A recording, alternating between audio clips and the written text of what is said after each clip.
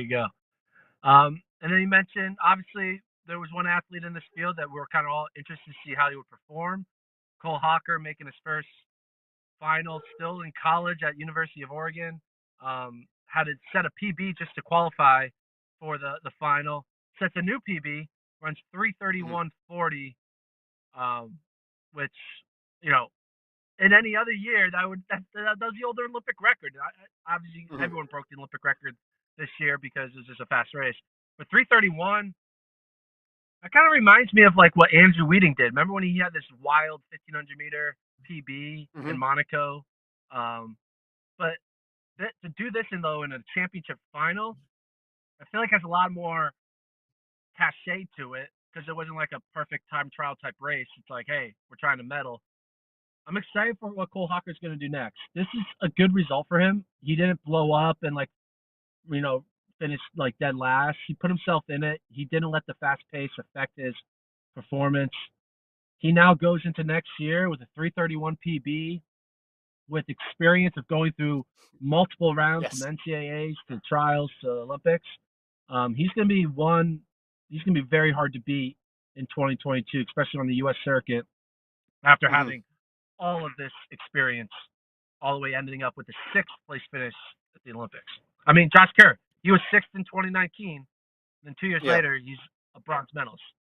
Cole Hocker, maybe he's Yeah. the next guy to go from sixth to you know a To the medalist. to the podium. Yeah. If you look at that race, he started in the back, which is not unusual for him. And then when it really broke up towards the middle, and listen, you go 56, 54, it's just tough to keep up, and you're wondering, man, is he going to run the kick? Is Hawker going to be able to close? Now he wasn't with that lead pack, and all the focus was on what Ingebrigtsen was doing, but he closed well. He was in, yeah, he was in, let's see, ninth at the first 100, but then he was in, these are the 100-meter segments for him: 12th, 11th, 12th, 12th, 11th, 11th, 11th, 10th, 10th, ninth, ninth, 7th, and then 7th, and then 6th. So on that last lap, he was in like ninth or 10th place in that back half of the race, and still was able to get 6th and goes 3:31. Any chance that he stays in college? I mean, he shouldn't, but he can if he wants. So my saying he shouldn't should not have any impact on his decision because he should do what he wants to do. If he wants to live the college life one more year, go for it. Mhm. Like there's nothing like the money's gonna be there whether he leaves now or later. I highly doubt the contract that he signs in the in in June of 2022 would be any different than the contract he signs now. I don't think anything can happen. Like even if you were to get hurt in Mhm. 2022 in like indoor or something like that, I don't think any sponsor's gonna be like, oh yeah, his career's over. A 20-year-old is hurt. Like, come on, like Mhm. it's gonna be fine no matter what. I think his Mhm. thing he's probably thinking about is like, hey, cross country, that's a fun like team element. Cooper Tier potentially can come back as well. They do have a good transfer in Aaron Benfeld from Cincinnati, so they have a good big three. You throw in some of the other guys who maybe like Jackson Messler might come back or something like that. They could find a way to get a good solid group of five guys that could Yeah. compete for a national team title, which I think is really the only reason he would want to come back. Because other than that, like, hey man, like you got a great like college career ahead of you. I'm not college, great a pro career ahead of you. Um, Whenever you want to start focus on that, go for it. So I think he will go pro, and I think Mhm. college cross country isn't worth it, man. Just take the extra 8 months of cash.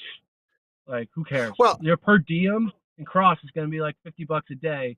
Your per diem when you have a contract for an extra 8 months, it's going to be a lot more than $50 a day.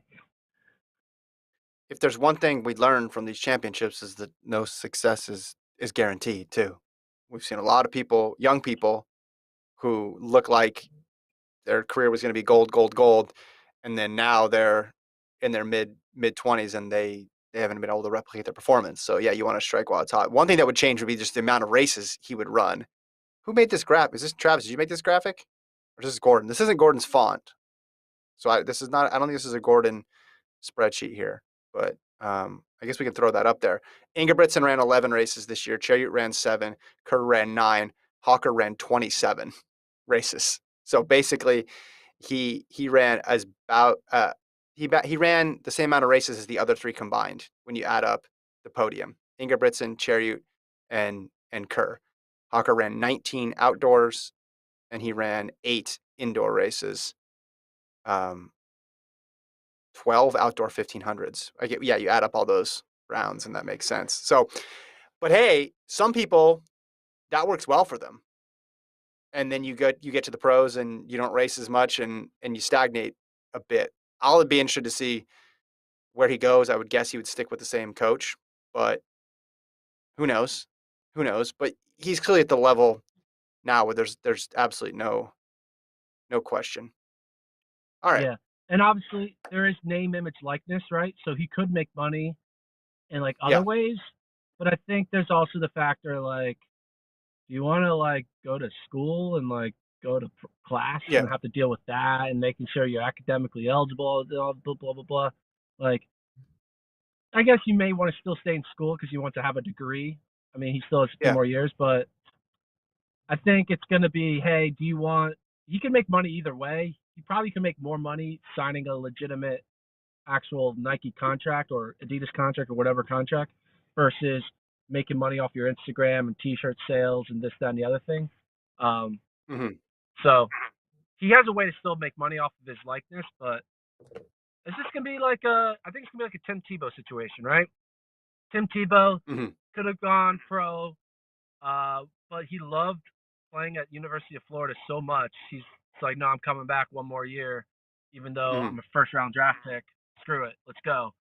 Um, I think he's Well, gonna basically weigh like the love of running for Oregon versus the next step of his inevitable career, which would be being a professional athlete. well, this will be a true test in the track and field world of NIL because you have Hawker, who already had pretty good name recognition within the track and field community, take a huge step up after the college season, winning trials and then performing as well as he did in the 1500s. You have to think, oh, his stock is pretty high right now, higher than virtually any other athlete who hasn't already been signed. So which route does he go?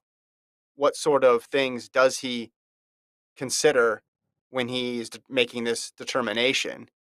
Is it the freedom to choose your schedule? Yeah. How much can you make in NIL versus how much can you make with a straight, just quote unquote traditional shoe contract? Because he would command the most money, you think, at least on the men's side of anybody out there right now. And this is the first year, this is the first off season where we've had NIL in place to make that determination. But here's what he has to consider from a competitive standpoint. Yeah, he's only 20. Do you know who's only about 260 days older than him?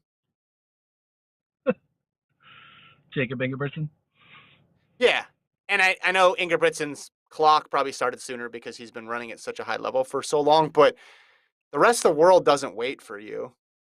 And Yeah, you go from being the younger guy to being, okay, now I'm at the peak. Now I need to be turning out these medals to, hey, there's like 3 people who are running faster than me who are younger, like pretty quick. That comes at you yeah. very quickly. And we talked about this in the 5,000 with Grant Fisher, and then you're like, okay, wait, how old is Joshua Cheptegei? How old is Jacob Kiplimo? And it's not like there's not going to be a new 21-year-old from one of these countries that's going to pop up. So can't take any success for granted, can't take any medal for granted. So I'll be interested to see how Hawker positions himself the next couple of years. Field event time.